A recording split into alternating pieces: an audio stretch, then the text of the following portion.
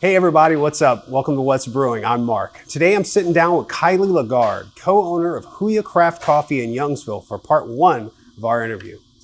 But before we get into it, let's roll that beautiful B-roll.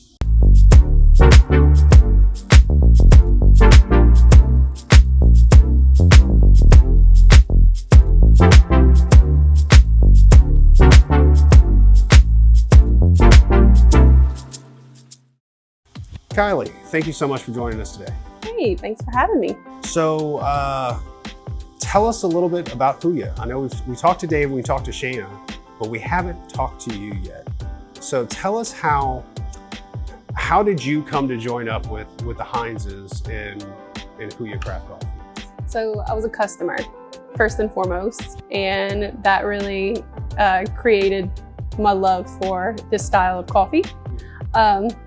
Dave would park in the grocery store parking lot whenever they had brewed over. And every morning before work, I'd go and I'd sit and chat and drink coffee. And it just created a passion of mine that I didn't know was there.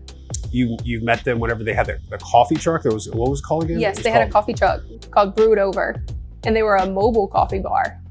And they would always park in the grocery store parking lot, which was right next to the neighborhood that we lived in. And every single morning, I'd stop and I'd get coffee. Even my mom, when my mom would come and keep my little boy, she'd stop and she'd get coffee too. So we were both really big customers, and that's kind of how I discovered really liking the style of craft coffee that Dave started. So, and that's whenever you guys just kind of started having conversations. Yes, well, we knew each other previously. I played softball with Dave's little sister Sarah, and then Grant, my husband, is actually cousins with Shayna. Oh, okay. Yes, so we knew each other previously, and my husband is related to her. Okay, well, yeah, has so it's therefore it's at least family's a thing that's going on with it. Right. Okay, I got you. So whenever you're first starting to go into the craft coffee, not just business, but when you're starting learning about craft coffee, before you actually start drinking the good stuff, if you will, the nicely done, what was your go-to? McDonald's. McDonald's drip coffee is what I would drink every morning. Oh, the caution hot coffee. Yeah. Cool. Yep, exactly. I know it's kind of embarrassing to say, but yeah. I lived in Franklin, and there's not really much more over there other than McDonald's. So yeah, so pretty much that was the morning cup of Joe. Yeah, exactly. And obviously I liked Starbucks and all of that, and that's kind of what the norm was around at that point in time. But this was something completely different. It's not all the milk, it's more coffee. And whenever it's brewed correctly, it's interesting to see how good it can taste. So from evolving from McDonald's caution hot, that's what we're gonna call it. Yeah. I think we should make a blend. No. McDonald's caution hot blend. Right. To what are you now liking to drink when you have a cup of coffee? So at home, I have a Clever brewer, and that's what I don't even use a coffee pot at home anymore. It's in the closet up top.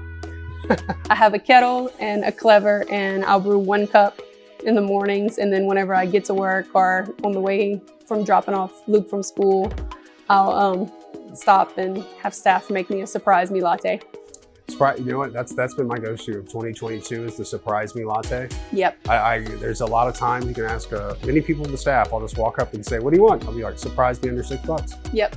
They're like, "Gotcha." Yep. Exactly. Exactly. They come up with some really good stuff too. They do. One was like this, it was mocha and hazelnut was one of them, and it tasted like like those gold wrapper candies. Was a Ferrero Rocher. Yeah, Rocher. Something like that. Tastes exactly like that. Yum. Like, oh my gosh, this is heaven. Yum. They've been mixing, Shay spilled the beans earlier when I was talking to her. They've been mixing me white mocha and cinnamon lately. It's been good. It's been good? Yep, you should try it. That first. Shay's been making a white mocha cinnamon. If you want to come and try that over at Huya Craft Coffee in Youngsville, Louisiana. Another thing, so we had the pleasure of helping you guys with this, but you entered into a contest. We did. Like I think you entered. It was you got involved and everything like that. The contest with General Mills, was it? Yep, exactly. It's called Neighborhood Donations Contest, and that was kind of the turning point of our business. You know, you try all you can to get your exposure out there, to let people know you're here, come try us, give us a chance. And that avenue of winning that contest, General Mills paid for a lot of marketing. So it enabled us to afford more mainstream marketing to let people know we're here, and that's how a lot of people found out about us. And business has gone up since then dramatically, and it's been a blessing. So it's been a mixture of now coffee house and Pop-Tart house. Exactly. Basically, yes. We thought we were opening a coffee shop, and we opened a full-fledged cafe. Yeah, you opened it is a full-fledged cafe. And Yeah. like it's one of my favorite places to go. You can kind of sit here, get your work done. You have good Wi-Fi. Yes. It's another thing that and it's free Wi-Fi. Yes, yes. Drink coffee. Yep. It's a Wi-Fi password. Wi-Fi password. For moving from General Mills to where you guys are now, you know, from doing that contest, the evolving business kind of started really picking up. Mm-hmm. What has been something that's been a big evolution since then? Like on not just the coffee wise, but like the food wise? Our Saturday special. To Really? be completely honest. Yeah, like we started doing it just as a way, I'm kind of giving away secrets, but so on Saturdays we would end up so busy that we couldn't keep up in the kitchen, and we wanted to stay efficient because we don't have a full kitchen back there. We don't have a hood. We have a press and the basics. We wanted to be able to serve customers fast and not leave them waiting, especially because we have the pressure of the drive-through too. And it was kind of our way to come up with something that is off the menu, that provides something special and something different for people to get on Saturdays. And in turn, we always make it something to make the process go faster. So we'll serve Saturday special, and now it's kind of turned into a lot of people's traditions, and they come looking for it, and they're like, by Thursday, they're starting to ask, what are y'all doing this weekend? What are y'all doing? And we always do something different. It's been everything from overstuffed Pop-Tarts to gumbo po' boys to just all kinds of different stuff that we can move in and out quickly. Like I remember one of the Saturday specials y'all did was like this Buddha breakfast burrito. Mm-hmm. I was like, you had that was with the delicious. steamed cream cheese. Oh, Yep, yeah, that was a favorite. Oh yeah, that one was really good. And the other one, I did like some breakfast enchiladas. Mm-hmm. The sauce. That one was me.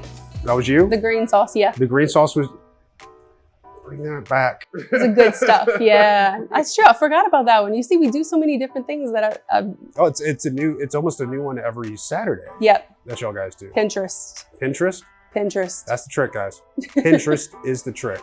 Yeah, some inspiration. Inspiration. Yeah. Saturday morning inspiration from Pinterest. Yeah.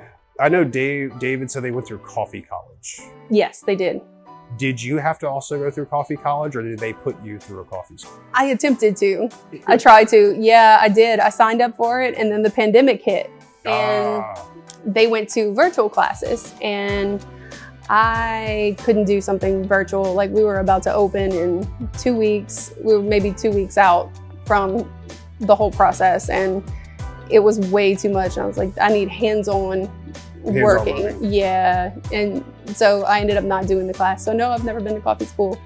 But you know enough about it now, where it's like pretty much, you can make anything on it. Right. Yeah. And we want to send a couple members of staff there, just to help them learn a little bit more. And they have management courses and stuff like that too. When it comes to the next step, what are you guys kind of seeing for the future of where y'all want to go from here to I don't know, 2023, 2024? At this point, we just want to make it through 2022, just because we don't know where things are heading, but with inflation and stuff like that. But we want to grow. We know we want to grow, but we're also conscious of when's the right time to grow. So Kylie, thank you very much for joining us today. I really appreciate it. I do want to continue our conversation, and I think we're going to do part 2 on this one because I have questions, because you're two businesses, correct? I am. We're Yep. going to talk about the other business in the next episode. Thank you very much for joining us. It sounds great. Thank you for having me. Well, guys, that's going to do it for us here over at What's Brewing. Thank you very much for joining us. If you liked what you saw here, hit that like button. If you want to keep following us and seeing more of our videos, crush that subscribe button.